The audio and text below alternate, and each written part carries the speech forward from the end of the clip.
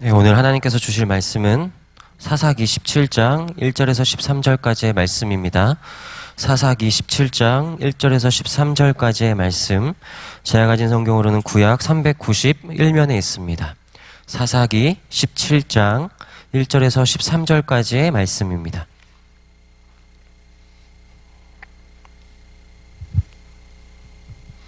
네, 사사기 17장 1절에서 13절 다 찾으신 줄 믿고 저 여러분 한 절씩 번갈아 가면서 읽도록 하겠습니다. 에브라임 삼지에 미가라 이름하는 사람이 있더니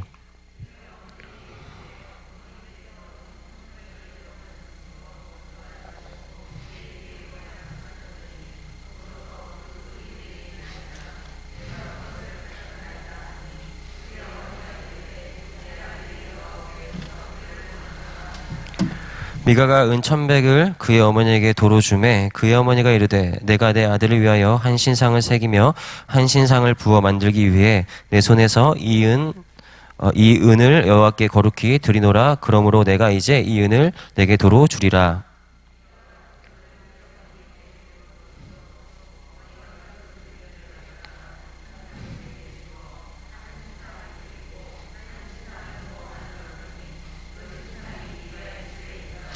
그 사람 미가에게 신당이 있으므로 그가 에봇과 드라빔을 만들고 한 아들을 세워 그의 제사장으로 삼았더라.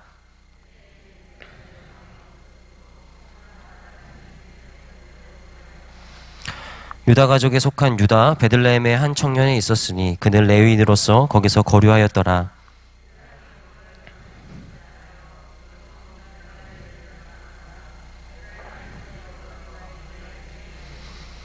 미가가 그에게 묻되 너는 어디서부터 오느냐 하니 그가 이르되 나는 유다 베들레헴의 레위인으로서 거류할 곳을 찾으러 가노라 하는지라.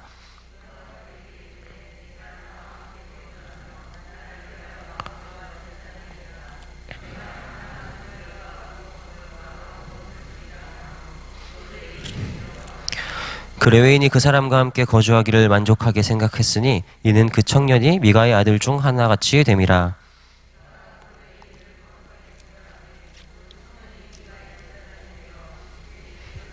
함께 읽겠습니다. 이에 미가가 이르되 레위인이 내 제사장이 되어 주었으니 이제 여호와께서 내게 복 주실 줄을 아노라 하니라. 아멘. 네, 오늘 사사기 17장의 말씀을 함께 묵상하기를 소망합니다. 우리나라가 과거에는 이렇게 지금처럼 자식이 귀한 시대가 아니었어요. 얼마 전에 통계를 보니까 우리나라의 이렇게 자녀들을 낳는 걸 보니까 OECD뿐만 아니라 전 세계적으로 거의 꼴등에 달하는 수치이더라고요. 참 안타까운 현실을 마주하고 있는데 과거에는 정말 아이들이 발에 치일 정도로 많이 낳던 시절들이 있습니다. 한 가구에 10명씩 이렇게 되는 그런 시대를 살았을 때는 자녀들이 귀한 걸 못 누렸거든요. 자녀들은 다 그냥 노동력으로 생각했던 시대가 있었다는 겁니다. 누구 한 명 나가서 안 들어와도 잘 모르는 거예요. 왜냐하면 부모님 세대는 대부분 이제 일하시고 들어오면 노동에 지쳐서 일찍 주무시고 또 새벽에 나가셔야 되니까 그런 시대를 살다 보니까 자식이 누가 들어왔고 누가 나간지를 전혀 모르는 그런 시대를 살아왔던 우리 신앙의 선배님들의 삶도 있으실 겁니다. 그런데 아이들이 교회라는 공간에 오면서 과거에는 부모로부터 받지 못한 귀중한, 너는 소중한 사람이야, 너는 귀한 사람이야 라는 것을 교회를 통해서 누릴 수 있는 공간이 있었다는 겁니다. 그러니까 많은 아이들이 교회에 와서 놀기도 하고 새로운 문화도 접하고 하면서 교회가 참 부흥의 성장들을 경험하는 세대를 맞이했습니다. 근데 오늘날 어떻습니까? 오늘날 우리 아이들 너무 귀한 거예요. 한 명 한 명이 귀하다 하니까 자기들이 정말 너무 귀한 줄 알아요. 그러니까 부모님의 머리 꼭대기에 올라가 있는 거죠. 예, 엄마가 해준 게 뭐야? 엄마가 뭔데? 왜 남이 사? 내 방에 들어와서 그래. 이러한 식으로 그런 애들이 가끔 있어요. 그쵸? 누가 사준 방인데요? 우리 부모님들이 사준 방인데 들어가서 그런 친구들이 있습니다. 지금처럼 오늘 현대의 트렌드는 뭐냐면요, 여러분, 투명성이에요. 과거는 우리라는 공동체가 중요했잖아요. 마을 공동체, 동네 공동체. 그러니까 이런 공동체가 중요하기 때문에 한 개인의 의견과 한 개인의 생각은 사실 그렇게 두각을 드러내지 못합니다. 공동체가 무엇을 얘기하느냐, 공동체가 무엇을 생각하느냐가 중요한 거죠. 근데 오늘날 요즘의 현대 트렌드는 투명성이기 때문에 자신이 기분 나쁘면 기분 나쁘다고 얘기를 해야 돼요. 나 기분 나쁜데? 이건 아닌 것 같은데? 이것이 상사와 부하의 관계에서도 요즘 젊은 20대 청년들은 그렇게 얘기한다는 거. 이건 아닌 것 같은데요? 라고 당당하게 얘기하는 시대가 되었다라는 것입니다. 그렇기 때문에 이 모든 것을 내 감정과 내 뜻대로 할 수 있는 시대가 되었다는 거예요. 그러다 보니까 내 뜻과 내 생각과 맞지 않으면 이 좀 다른 감정을 내비치는 사람들의 모습을 보게 되는 거예요. 우리 아버지들이 특히 집에 들어와서 제일 많이 잡는 게 뭔지 아시죠? 리모컨. 항상 리모컨을 조종하세요. 왜 그럴까요? 사회에서 내 마음대로 조종되는 게 없거든요. 근데 집에 들어오면 내 마음대로 조종되는 게 있어요. 유일하게 리모컨. 자식도 내 마음대로 안 돼. 아내도 내 마음대로 안 돼. 리모컨만은 내 마음대로 되는 거예요. 그러니까 자식들이 TV보다 아버지 들어오면은 왜 자꾸 딴 데 돌리냐고, 내가 보고 있는데. 막 그런 식으로 자기가 원하지 않는 것을 틀었을 때 화내고 분노하는. 그러면 좋지 않습니까? 아버지 오늘 고생하셨으니까 재밌는 프로그램 보시라고 이렇게 내어주고 가면 얼마나 좋습니까? 그런데 절대 그러지 않죠. 싸우다가 결국에 아이가 방에 들어가는 그런 모습들을 보게 되는 거예요. 이것처럼 우리는 때로는 내가 원하는 대로, 내가 생각하는 대로, 내가 뜻하는 대로 되지 않으면 분노하며 살아가는 시대를 살아가고 있는 거예요. 제가 오늘 우리 6층에서 페인트 칠을 열심히 하시잖아요. 그래서 제가 페인트 마킹하는 거를 사러 갔어요. 근데 아시다시피 정릉이 들어오는데 주차할 데가 없어요. 그래서 페인트 가게 앞에다 주차를 했는데 이렇게 차들이 잘 지나다니다 제가 5분을 세운 것도 아니고 1분도 안 세웠어요. 1분 하고 잠깐 내리려고 하는데 옆에 어떤 트럭이 저한테 가까이 붙더라고요. 그래서 저한테 화를 내시는 거예요. 꼭 이렇게 세우셔야 돼요? 이러면서. 자기가 원하는 대로 안 되니까 저한테 화를 내면서 다행히도 욕을 안 하셔가지고, 제 한계를 안 봐서 너무 감사했어요. 그분이 욕했으면 저도, 물론 교회 차라서 그렇게 못했겠지만, 어쨌든 그렇습니다. 근데 오늘 이 본문 17장에서 보여주는 어떻게 보면 핵심적인 단어가 오늘 본문에서 드러나는 것은 6장 6절이거든요. 각자 자기의 옳은 소견대로 했다. 어떻게 보면 이 17장의 표현이 사사기 전체를 대변하고 있는 이야기이기도 하고, 제가 이 사사기 말씀을 여러분과 함께 묵상하면서 계속해서 얘기했던 부분이 이러한 부분이었던 것을 보게 됩니다. 그러면서 이거 동시에 이 사사기의 현장, 역사적 현장을 비춘과 동시에 오늘날 우리가 살아가고 있는 현장도 이 말씀을 통해서 밝히 보여주고 있음을 보게 되는 것이죠. 오늘 본문에는 에브라임 산지에 미가라는 한 여자가 있다라고 소개를 하면서 시작을 하고 있습니다. 그런데 이 여자는 저의 선배님이세요. 어떤 선배님이냐? 제가 어렸을 때 친구와 놀기 위해서 부모님 지갑에 손을 댄 적이 있습니다. 근데 저희 어머니는 한 번 때리면 거의 주님 오시기 직전까지 때리세요. 그러니까 그냥 막 10분, 20분 때리는 게 아니라 거의 막 1시간, 2시간씩 때리시는 거예요. 너 뭘 잘못했어? 너 뭘 그렇게 하면 돼, 안 돼? 이거를 계속해서 반복해서 말씀하시면서 1시간, 2시간씩 때리세요. 그러니까 기다리던 친구도 가고 저 계속 혼나는 그런 모습을 보면서 이 말씀을 보면서 이 미가라는 분이 내 선배구나. 수천 년 전에 먼저 부모님 지갑에 손을 댄 최초의 인물이구나라는 생각이 들었습니다. 그러니까 지금 이 미가라는 사람이 부모님의 지갑에 손을 대는 거예요. 근데 오늘 성경에는 은 1100개라는 이런 수치가 다 오는 건데, 이 수치가 얼마나 크냐면 이 이후의 말씀에 보면은 이 미가가 레위인 한 명을 고용하는데 레위인을 고용하는 연봉이 얼마냐면 은 10개예요. 연봉이. 그러니까 우리나라 지금 평균 연봉 한 3천만 원이라고 한다면 100배에 달하는 연봉이거든요. 어마어마한 돈을 훔친 거예요. 부모님에게서. 얼마 안 훔치면 티가 나도 안 날 텐데 너무 많은 돈을 훔쳤기 때문에 티가 나는 거죠. 그래서 이러한 것을 훔친 걸 봐서 미가의 집은 아마도 돈이 굉장히 많은 집이었을 거라고 보고 있는 겁니다. 근데 그런 은 1100개가 사라진 이 모습을 보고 그의 어머니 어떻게 하면 저주를 내는 거죠. 어떤 놈이 가지고 가냐. 그놈 머리털 다 뽑히고 눈깔도 뽑히고 온몸에 종기가 나서 죽어라! 이렇게 저주를 하지 않았겠습니까, 여러분? 그런 저주를 옆에서 늘 듣고 있는 미가는 마음이 어땠을까요? 네. 아침에 일어나면 머리털이 뽑혔는지 확인하고, 몸에 뭐가 났는지 확인하고, 눈은 잘 있는지 확인하는 그런 모습으로 날마다 두려움에 떨어지지 않겠습니까?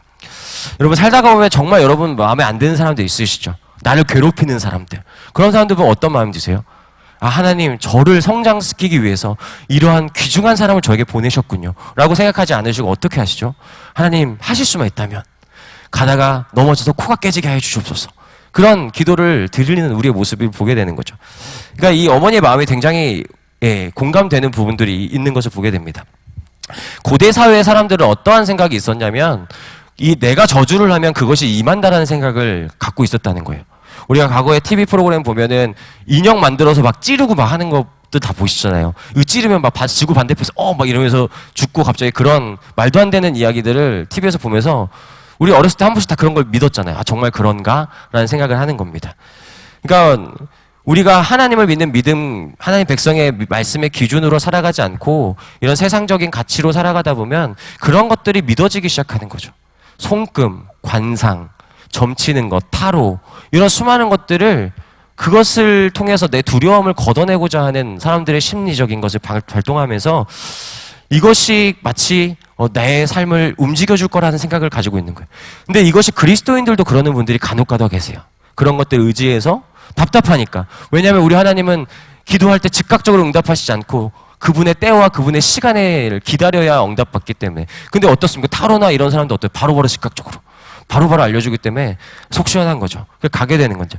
근데 이 미가의 집안이 가졌던 신앙은 하나님 말씀으로부터 비롯된 신앙이 아니라 주변 국가가 가지고 있었던 그러한 무속신앙, 그러한 퇴색된 신앙으로부터 비롯된 모습들인 것을 보게 되는 거예요. 갑자기 그러한 저주를 듣는 미가의 입장에서는 그래서 두렵고 떨리니까 어머니께 고백하죠. 사실 어머니 그 돈을 딱 내밀면서 이게 뭐냐? 제가 가져왔습니다. 이렇게 고백하는 미가의 모습을 보게 됩니다. 근데 이 한번 저주를 했기 때문에 이 저주를 거둘 수가 없어요. 고대 사회의 생각은. 그렇기 때문에 이것을 저주를 끊을 수 있는 방법은 내게는 없다는 거예요. 어머니에게는 없는 거예요. 그러니까 그들이 한 짓이 뭐냐? 은장색에게 은 200개를 주고 그에게 리미티드 에디션을 만드는 거예요. 리미티드 에디션, 그 은으로 만든 신상을 만드는 거예요. 에봇과 드라빔. 그래서 자기 집안에 그 신상을 놔두는 겁니다. 여러분, 사람들은 왜 명품에 환장할까요? 얼마 전에 보니까 샤넬이라는 매장이 있어요. 굉장히 비싼 브랜드인데 뭐 엄청 부자들은 별로 비싸게 생각 안 하겠지만 뭐 가방 하나 200만 원 뭐 이러면 비싸잖아요. 그렇죠? 근데 그것을 살려고 줄을 서는 거예요. 왜냐하면 샤넬에서 가격을 올리겠다. 그런 거예요. 그러니까 사람들이 줄을 쫙 서는 거예요. 그러니까 사람들은 그것을 사면은 자기가 특별해질 거라고 생각하는 거예요. 이 리미티드 에디션, 한정판, 남들이 잘 사지 못하는 명품백을 사면 내가 뭔가 특별한 사람처럼 보여지고 착각하게 만든다라는 겁니다. 그래서 이 미가와 어머니는 이 리미티드 에디션, 집안에 그것을 놔두면서 그것을 통해서 자신들이 지었던 그 저주를 돌릴 수 있을 것이라고 생각하는 거예요. 간절히 빌고 간절히 예배하면 될 수 있을 거라고 생각했던 겁니다. 그리고 그것을 만들어서 에봇과 드라빔을 만들고 거기다 제사장을 세우는 거예요. 기가 막히지 않습니까? 자기 집에 멋진 신상과 준비된 제사장을 딱 놔두고 집안에서 예배하는 거예요. 대단한 집안이지 않습니까? 얼마 전에 영화배우 조니 뎁이라는 영화배우가 있었는데 여러 가지 문제 사건이 일어나서 영화에서 하차를 하게 됐어요. 근데 영화에서 하차하면서 영화 한 장면 찍었어요. 한 장면 찍었는데 얼마를 받은지 아십니까? 110억이요. 110억. 한 장면에 110억을 받은 거예요. 우리는 어떻습니까? 우리는 알바 한 번 가면 어떻습니까? 하루 왼종일 일해도 10만 원을 결국 못 받습니다. 근데 한 장면 찍는데 110억을 받는다는 거예요. 여러분, 사람들은 그 얘기 들으면 어떻게 해요? 방금도 나오셨잖아요. 우와, 내 돈이었으면 좋겠다. 그런 생각 드시죠?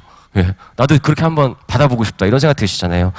사람들은 와 하겠지만 여러분, 돈이 많은 것이 결코 그 사람에 있어서 좋은 게 아니라는 것을 성경을 보여주는 거예요. 물론 그 돈이 하나님이 주신 것이고 하나님의 것이어서 그 돈을 통해서 하나님께서 원하시는 삶의 방향으로 나아가면 좋지만 그렇지 않은 사람에게는 그것은 저주라는 거예요. 인간의 오만함은 어디에 있을까요? 인간의 오만함은 내가 조금만 잘하면 내가 마치 하나님이 된 것처럼 생각한다. 내가 좀 더 뛰어나고 내가 좀 더 잘생기고 이쁘고 돈이 많고 좀 더 뛰어나면 내가 마치 하나님인 것처럼 살아가는 사람도 있다는 겁니다. 그래서 이 마치 미가도 자신 스스로 하나님이 기뻐하시는 삶이라고 생각했다는 거야. 잘 준비됐잖아요. 신상 잘 준비됐고 제사장 준비됐고 예배 드릴 준비 오케이. 그러니까 하나님께서 자기의 삶을 기뻐하실 거라고 착각하며 살아가는 겁니다. 그런데 오늘 이 미가의 집을 향한 하나님의 평가는 6절의 말씀인 거죠. 오늘 그는 자기 스스로 나는 괜찮아. 나의 신앙은 괜찮은 거라고 생각하지만 성경의 평가는 왕이 없었으므로 사람마다 자기의 소견이 옳은 대로 행하였다라고 평가하는 거예요. 사람의 평가는 옳다고 얘기하지만 성경의 평가는 그와 전방대의 평가를 내리고 있는 걸 보게 됩니다. 간혹가다 교회 안에도 그런 분들이 계세요. 우리 교회는 없지만 간혹가다 그런 분들이 계세요. 내가 원하는 것과 교회가 맞을 때 그러면은 너무 좋은 교회라고 얘기해. 우리 교회 너무 좋은 교회. 근데 자기가 생각하고 자기가 원하는 것과 다를 때 그냥 교회로 옮기면 되지 뭐. 이렇게 생각하시는 분들이 있다는 거예요. 너무 쉽게 교회를 생각하고 자기의 기준과 판단으로 교회를 선택하고 한다는 거예요. 제가 과거에 한 신학생이랑 토론을 했거든요. 교회를 고르는 그 기준이 어디에 있느냐. 그 친구는 자꾸 설교에 있다는 거예요. 설교가 좋은 목사님을 만나야 내가 은혜 받고 내가 할 수 있지 않느냐. 근데 저는 좀 다르거든요. 교회를 고르는 입장은 내가 아니라 하나님께 있는 거다. 하나님이 어떤 교회를 가기 원하고 하나님께서 내가 무엇을 섬기기 원하고 하나님께서 내가 무엇을 헌신하기 원하느냐. 그거에 있다는 거예요. 결국에 결론은 안 났습니다. 그 친구는 끝까지 설교를 원하더라고요. 우리는 늘 우리가 착각하며 살아간다는 거. 이것이 더 좋은 신앙이고 내 신앙이 더 올바른 신앙이라고 착각하는 사람도 있다는 겁니다. 여러분 20년 전만 해도 우리 주일 성수 안 하면 어떻게 생각했죠? 주일 성수 안 하면 가다가 벼락 맞을 것처럼 생각. 하나님께서 갑자기 길 가다가 벼락을 내리실 거라고 생각했던 거예요. 정말 그렇게 거룩하게 지키는 삶을 살아갔다는 두려움, 하나님을 향한 두려움이 있었다는 겁니다. 그러니까 어찌 보면 지금의 시간으로 보면 굉장히 율법주의적인 거 아니에요? 라고 말할 수 있는 사람도 있겠지만 어떻게 합니까? 우리 신앙의 선배님들이 그렇게까지 하나님 앞에서 믿음의 절개를 지키고 믿음의 거룩성을 지키기 위해서 몸부림친 그런 신앙의 선배님들의 삶의 방식이 아니겠습니까? 근데 그런 것이 시간이 흐를수록 그런 것들이 무너지기 시작하면서 우리가 잃어버리는 것들이 있다는 것입니다. 우리가 잃어버리는 것 중에 가장 크게 잃어버린 건 뭐냐? 하나님 말씀의 절대성이라는 겁니다. 하나님의 말씀의 절대성을 가지고 하나님의 말씀의 옳음을 믿고 살아가야 될 하나님 백성들이 하나님의 말씀의 절대성이 아니라 상대적인 것으로부터 노예가 되며 살아간다는 거예요. 자꾸 세상적인 가치와 세상적인 상대적인 것에 의해서 하나님 말씀과 그것을 고민하며 살아가는 거예요. 하나님 말씀이 분명히 그렇게 돼 있지만 하나님 말씀과 다른 것을 바라볼 때 무엇이 맞을까라는 것을 재고 살아가는 것이 바로 우리의 인간의 모습이라는 것을 보게 되는 것입니다. 그처럼 우리는 하나님 말씀의 절대성, 하나님 말씀이 옳아, 하나님 말씀대로 살아가는 것이 이 세상을 살아가는 삶의 유일한 방식이야라는 것을 잃어버리는 삶은 결국에 상대적인 것을 가지고 살아간다는 거예요. 여러분, 우리 자녀들에게 지방대 가서 너가 그곳을 하나님이 만드시는 거룩한 하나님의 전으로 만들어라고 말씀하세요. 이왕 할 수 있으면 중소기업 가. 대기업 뭐하러 가? 대기업 힘들기만 하지 뭐하러 가? 중소기업 가서 그곳을 하나님이 원하시는 기업으로 만들어라고 말씀하세요? 아니시죠. 좋은 대 가. 좋은 대학 가. 좋은 직장 가. 왜 그렇게 말씀하시냐요? 살아가면서 뒤인 거예요, 우리도. 살아가면서 직장 생활하고 살아가면서 여러 가지 삶을 살다 보니까 조금 더 학력이 좋고 조금 더 좋은 직장에 나오면 사회에서 살아가기 굉장히 편하거든요. 사회에서 부딪힐 때 그게 좀 더 낫거든요. 그러니까 어느 순간 우리도 자식들에게 그런 것들을 말하는 우리의 모습을 발견하게 됩니다. 우리도 알아요. 그리스도인은 믿음으로 말미암아 살리라. 하지만 우리의 현실 속에서 우리가 그렇게 살아가야 되는 그렇고 쉽지 않으면서 늘 우리는 돈에 한맺히면서 살아가요. 여러분, 우리가 가지고 있는 돈과 내가 해결해야 될 문제 앞에서 어떤 게 더 큰가요? 항상 돈이 많은가요? 문제가 큰가요? 문제가 더 큰 걸 보게 돼요. 많은 사람들이 또 전셋값으로 고민할 때 내가 가진 돈보다 전셋값이 더 크거든요. 그러한 일상의 고민들, 그런 걱정들을 가지며 우리는 늘 살아가다 보면 우리 안에 그런 상처들이 있다는 거예요. 하나님의 말씀을 붙들고 살아갔는데 그것보다 내게 다가오는 상대적 가치, 세상의 가치가 더 커 보이고 더 힘있게 다가오는 거예요. 그러니까 그것을 선택하고 그것을 발맞춰 살아가는 것이 괜찮은 삶이라고 착각하며 살아가는 우리의 모습을 발견하게 된다는 겁니다. 그래서 그 가치로 인해서 내 생각과 내 기준과 내 모든 것을 옮겨가는 우리의 모습들을 통해서 결국에 그런 삶을 살다 가면 나중에 시간이 지나고 나면 우리가 바라보는 게 뭐예요? 어쩌다 내가 이렇게 됐을까? 내가 정말 하나님 앞에서 뜨거운 신앙을 가지고 있었는데 내가 왜 이런 신앙을 가지고 있을까라는 고민과 또 아픔을 우리는 마주하게 된다는 겁니다. 여러분, 왜 하나님의 말씀대로 살아가는 것이 그렇게 힘들고 어려울까요? 그 시대마다 하나님께서 말씀하시고 함께 하셨지만 왜 이렇게 힘들까요? 왜냐하면 하나님의 말씀은 세상의 가치와 충돌하기 때문인 것이죠. 세상적 가치와 하나님의 말씀은 충돌할 수밖에 없는 겁니다. 여러분, 누가 손해보고 싶습니까? 여기서 손해보고 싶으신 분 있으세요? 얼마 전에 나 혼자 산다 프로그램 보니까 김광규 씨가 나오더라고요. 근데 김광규 씨가 집을 사려고 했는데 그 장미여관이라는 가수의 보컬이랑 똑같은 집을 보고 있었던 거예요. 근데 김광규 씨는 집을 안 사고 그 보컬은 산 거예요. 근데 그 집이 거의 한 막 3, 4억이 오른 거예요. 근데 김광규 씨는 집값이 떨어질 거라는 이야기에 집을 안 산 거죠. 그럼 어떻습니까? 굉장히 손해본 거잖아요. 여러분 같으면 그 선택을 하시겠습니까? 안 한다는 겁니다. 근데 여러분 절대 안 하죠, 우리는. 그런데 여러분 하나님 말씀을 지키다가 오는 모든 손해를 감내하는 것이 그리스도인이라는 겁니다. 하나님의 말씀을 지키며 살아가는 그 오름을 살아가다가 내게 오는 손해, 내가 받는 피해를 기꺼이 받는 것이 그리스도인이라고 성경은 이야기하는 겁니다. 잠시 내게 주어는 감정적인 기쁨, 잠시의 평안이 아니라 하늘로부터 오는 놀라운 영원한 그 영광과 기쁨과 평안을 바라보며 살아가는 삶. 그것이 바로 그리스도인의 삶이라고 이야기하는 거예요. 하나님의 영원한 그 잔치에 초대받는 인생.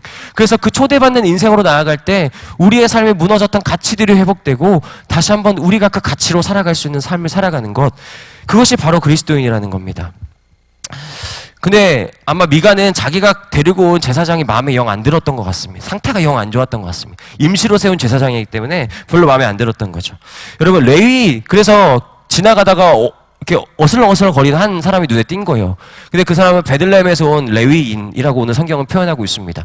여러분 레위인은 어떤 인물들인가요? 이 12지파 중에 레위인은 오직 유일하게 하나님의 기업을 받지 않는 그거든요. 지파거든요. 왜냐하면 하나님이 나의 기업이 되시고 이 11지파가 드린 11조를 통해서 이 지파가, 레위 지파가 살아가는 거예요. 그러니까 이 레위 지파와 11개의 공동체는 함께 하나님께 신앙 고백을 통해서 함께 살아가는 공동체인 거예요. 누구 하나 이렇게 소외되는 것이 아니라 함께 책임져주는 공동체. 그래서 그 레위인은 하나님을 기업으로 살아가는 지파일 뿐만 아니라 이 11지파가 믿음의 고백, 하나님께 드린 믿음의 고백을 근간으로 살아가는 지파가 바로 레위 지파라는 것입니다.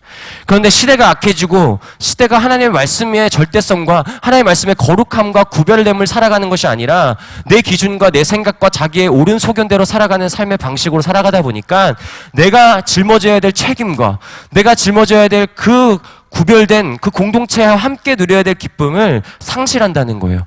그러니까 많은 사람들이 이 레위인을 향하여 자신이 얻은 그 수고한 것을 함께 나누면서 그 기쁨을 누리고 함께 믿음의 생활을 하는 것이 아니라 이 레위인을 방치하게 되는 거예요. 그러니까 자기의 그 있어야 될 자리에 있어야 될 레위인이 또 돌아다니면서 뭐라고 얘기하냐, 오늘 성경에는 내가 거류할 곳을 찾고 있다라고 얘기하는 거예요. 넌 어디서 왔느냐? 베들레헴에서 온 레위인입니다. 저는 거류할 곳을 찾으러 다니고 있습니다라고 고백하는 거예요. 그러니까 모든 것이 무너져 있는 현실 속에서 딱 보니까 기가 막힌 사람인 거예요. 레위인이에요. 그러니까 제사장으로 세면 기가 막힌 거죠. 그래서 그에게 이제 스카우트를 하는 거죠. 우리 집에 오면 내가 연봉을 주고 옷도 주고 먹을 것도 주겠다. 모든 것을 제공해 줄 때가 우리 집에 가자. 그러니까 서로의 뜻과 뜻이 맞은 거죠. 이 레위인도 거류할 곳을 찾았고 이 미가는 새로운 제사장이 있었으면 좋겠다. 옷을 딱 입혀보니까 기가 막힌 거죠. 와, 때깔이 나는 거예요. 이 진짜 찾았구나. 그러면서 나아가는 거, 미가의 집으로 가는 거죠. 여러분, 직장 상사분들 중에 꼭 그런 분들 있어요. 얼마 전에 그 라디오를 들으니까 그런 분들이 있더라고 하더라고요. 직장 상사인데, 그 대리인데 자기한테, 그분은 또 살이 많이 쪘는데, 직장 부하한테 그러는 거야. 한 3kg만 뺐으면 좋겠네? 뭐 그러는 거예요. 그리고 여러분, 거기다 대고, 그 대리님은 한 10kg는 더 빼셔야 될 것 같은데 무릎이 상하실 것 같아요. 이렇게 말할 수 없잖아요, 여러분. 그렇지 않나요? 그거 참아야 되잖아요.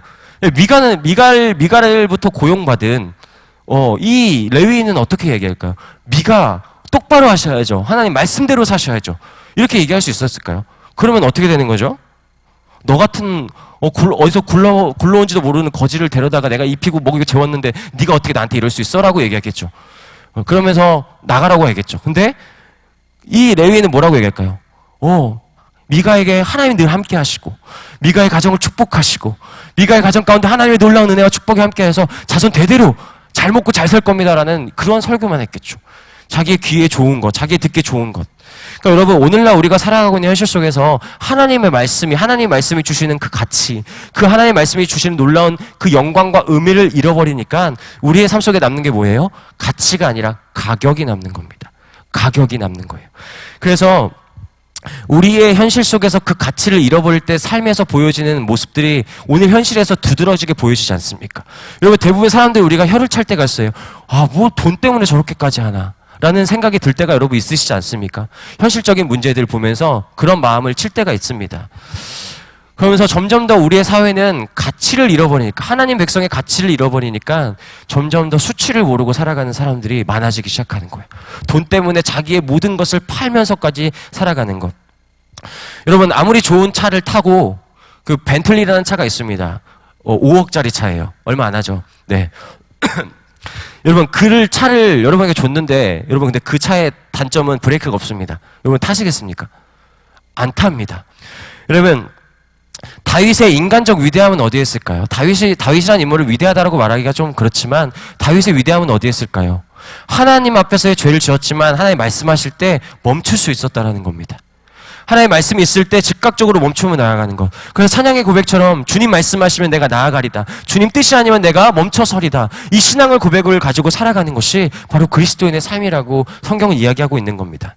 그래서 우리는 하나님이 주신 가치, 그 말씀의 가치를 품고 살아갈 때 우리는 가치 있는 인생이 되는 거예요. 여러분, 살다 보면은 그런 사람들이 있거든요. 저 사람한테 가서 상담받고 싶다. 그런 분들이 있어요. 정말 그 내면에 품고 있는 것들이 너무 많고 너무 영적인 분들이 계세요. 그런 분들에 가서 기도도 받고 싶고 그런 분들에 가서 상담도 받고 싶고 그런 마음이 있다라는 겁니다. 여러분, 우리가 하나님의 말씀의 가치를 품고 하나님의 말씀을 품어가기 시작할 때 우리가 가치 있는 인생이 되고 가치 있는 인생이 될 때 우리가 함께 가치 있고 싶은 인생이 된다는 거예요. 그것으로 우리 하나님께서 나아가게 된다는 거예요. 근데 미가는 마지막 13절에 놀라운 착각을 하죠. 내가 레위 제사장을 두었으니까 여호와께서 내게 복을 주실 거야 라는 이런 착각을 이 미가가 한다는 겁니다. 여러분, 사람들은 우리가 교회를 다닌다고 그리스도인이라고 생각하는 것이 아닙니다. 우리는 교회를 다니지만 내 스스로 그리스도인이라고 말할 수 있는 삶이 아닙니다. 우리의 삶은 무엇으로 드러날까? 열매로 드러나는 겁니다. 열매. 오늘 이 사사기 시대를 살아가고 있는 삶 속에 하나님 평가는 무엇으로 드러나야 됩니까? 그들의 삶의 열매로 드러나야 합니까? 하지만 그들의 삶의 그 어떠한 열매도 하나님께서 그들이 왕되심을 고백하는 삶의 양식과 삶의 방식이 전혀 없다라는 것입니다. 그렇기 때문에 여러분, 때로는 우리가 살다 보면 그런 분들이 있어요. 그리스도인들 왜 그러세요? 우리가 그리스도인인 걸 알 때 다가와서 그래요. 꼭 그리스도인들은 왜 그래요? 그러면 네가 뭘 알아? 이렇게 말할 수 없잖아요, 우리가. 네가 뭐 교회에 대해서 알아? 우리가 얼마나 좋은 일을 많이 하는데 라고 이야기할 수 없잖아요. 죄송합니다. 실망시켜드려 죄송합니다. 저라도 열심히 하겠습니다. 저라도 교회로 살아가 보겠습니다. 이렇게 고백할 수밖에 없는 것이 우리의 삶인 거죠. 여러분, 우리는 날마다 우리가 무언가 쥐고 있을 때 보이지 않는 게 뭐냐면 하나님의 은혜예요. 하나님의 영광이고 하나님의 말씀인 거예요. 우리가 쥐고 있는 것, 세상적 가치를 하나둘씩 내려놓을 때 보이지 않던 하나님의 은혜와 하나님의 가치들이 보이기 시작한다는 겁니다. 그래서 우리는 돈과 다른 것 때문에 가장 중요한 하나님의 말씀을 잃지 않는 것, 하나님의 말씀의 절대적 기준을 놓치지 않고 살아가는 것이 바로 오늘 성경이 보여주는 우리에게 주는 메시지라는 것입니다. 그래서 우리가 믿는 것은 내 뜻이 이루어지는 것이 아니라 하나님의 뜻이 이루어지는 거예요. 하나님의 놀라우신 뜻이 이루어진 것. 사실 여러분, 내 뜻과 하나님의 뜻이 맞으면 아멘이 나오죠. 저 오늘 우리 집사님 찬양 선곡을 제가 미리 말씀드리지 않아요. 선곡을 미리 해오시는데 너무 놀랐어요. 제가 오늘 말씀과 연결되어 있는, 하나의 말씀과 연결되어 있는 성경을 주제로 잡았는데 말씀에 대한 찬양을 하시다 놀라운 거예요. 오우, 하나님 대단하신데요? 이런 생각이 문득 들더라고요. 우리는 제 마음과 제 뜻과 하나님의 뜻이 맞으면 아멘이 나와요. 하나님 할렐루야, 역시 우리 하나님 살아계십니다. 근데 하나님 앞에서 내 뜻을 줘봐할 때 어떻게 생겨요? 하나님 어디 계세요? 하나님 도대체 왜 그러세요? 이렇게 반문하는 우리의 모습을 보게 된다는 거예요. 막상 내 인생을 내가 원하는 대로 이끌어가는 것이 아니라 하나님의 뜻으로 이끌어갈 때 우리는 굉장한 힘듦과 어려움을 발견하게 되지만, 우리가 하나님의 말씀을 신뢰하고 그분을 바라보며 살아가는 우리의 절대적인 하나님 앞에서의 그 신앙의 기준이 필요하다는 겁니다. 여러분, 우리는 정말 그런 거 좋아해요. 여러분, 말씀을 펼 때 그런 거 좋아하시죠? 말씀을 한 장을 다 읽고 전체를 다 읽는 것보다 사실 우리가 위로받고 싶을 때 그 한 구절 말씀이 우리의 삶 속에 와닿는 진통제처럼 그런 거 너무 좋아하시지 않나요? 하나님의 말씀에 쓴 것보다 우리의 말씀에 필요할 때 우리의 말씀을 내 마음을 터치해주는 그 말씀을 더 좋아하시지 않나요? 하지만 지금 나에게 필요한 말씀을 얻기 위해서 말씀을 읽고 이 말씀을 큐티함을 통해서 내가 오늘 살아갈 어떠한 그 필요한 말씀 구절을 찾는 것이 말씀이 아니라는 겁니다. 말씀은 우리에게 있어서 삶의 도구가 아니라 생명이라는 겁니다. 하나님의 말씀이 내 안에 심겨지고 그 말씀의 씨앗이 자라서 우리를 열매 맺게 하는 거예요. 때로는 엉겅퀴 같고 때로는 정말로 자라나다가 타버리는 것 같은 우리의 심령이지만 하나님의 말씀의 생명이 우리 안에 떨어지고 하나님의 말씀대로 살아가고자 하는 우리의 몸부림, 하나님의 도우심이 함께할 때 우리는 하나님께서 그것을 생명이 자라나게 하신다는 거예요. 우리의 삶 속에 우리의 말씀대로 살아가고자 할 때 하나님 그 생명을 통해서 열매를 맺게 하시는 놀라운 은혜를 우리에게 부어주신다는 거예요. 우리는 늘 내 편에 생각하고 내가 원하는 방식의 삶을 내가 내 귀에 듣기 좋은 사람들을 옆에 두고 싶어 하지만 우리에게는 달콤한 이야기가 필요한 것이 아니라 오늘 나에게 들려진 마치 에스프레소와 같은 쓰디쓴 하나님의 말씀이 우리의 삶 속에 필요하다는 겁니다. 처음엔 쓰지만 먹을수록 그 맛을 아는 에스프레소. 네, 그것을 누리면서 살아가는 것이 우리의 인생이라는 겁니다. 그래서 여러분, 내 생각과 맞지 않고 내 뜻과 맞지 않고 내 계획과 맞지 않아도 하나님의 말씀의 옳음과 하나님의 말씀의 그 기준을 여러분 고백하며 살아갈 수 있습니까? 이 내게 주어진 환경에 급박하고 어려운 현실 속에서 이게 아니지, 내 뜻이 아니지, 하나님의 뜻이지, 이대로 해야지 라고 말씀할 수 있는, 고백할 수 있는 여러분의 삶의 뜻이 있으십니까? 우리의 삶의 믿음의 고백이 그렇게 돼야 합니까? 그러한 고백을 통해서 하나님께서 원하시는 건 뭐예요? 예수님께서는 우리를 세상에 보내실 때 뭐라고 말씀하셨습니까? 마치 이리에게 양을 보내는 것 같다라고 예수님께서 말씀하셨습니다. 그러나 예수님께서 이리에게 양을 보내는 것 같지만 양을 안 보내십니까?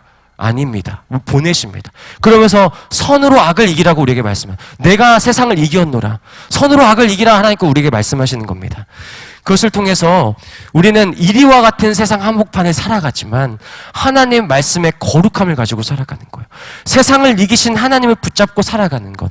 유일하게 우리가 이 이리와 같은 세상에서도 하나님의 그 순박하고 거룩한 양으로 살아갈 수 있는 유일한 길이고 유일한 방법은 하나님의 말씀을 놓치지 않는 삶인 겁니다.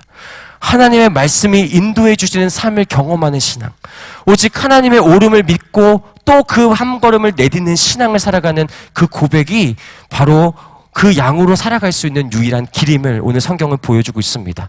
그래서 우리 귀한 성도님들의 오늘 삶에 오늘 미화와 같이 내 뜻과 내 생각에 맞아 살아가는 삶이 아니라 오늘 하나님께서의 말씀해 주신 이 말씀 앞에서 절대적인 그 삶 앞에 우리의 삶을 두고 그 말씀이 우리의 삶을 인도하는 대로 그 삶이 우리에게 말씀해 주시는 대로 오직 순종하며 오직 신뢰하며 또 그 믿음의 걸음과 싸움을 통해서 여러분 마지막 그 부르심의 그 마지막 현장에서 마지막 그 호흡에서 하나님께서 평가하실 때 각자 소견이 옳은 대로 행하였다라고 말씀하시는 것이 아니라 잘하였다 착하고 충성된 조가 네가 많은 것으로 충성하였음에 내가 더 많은 것으로 주겠다는 하나님의 말씀처럼 그 생명의 면류관을 놓치지 않는 저와 여러분의 복된 삶이 되기를 예수님의 이름으로 간절히 기도하며 소망합니다.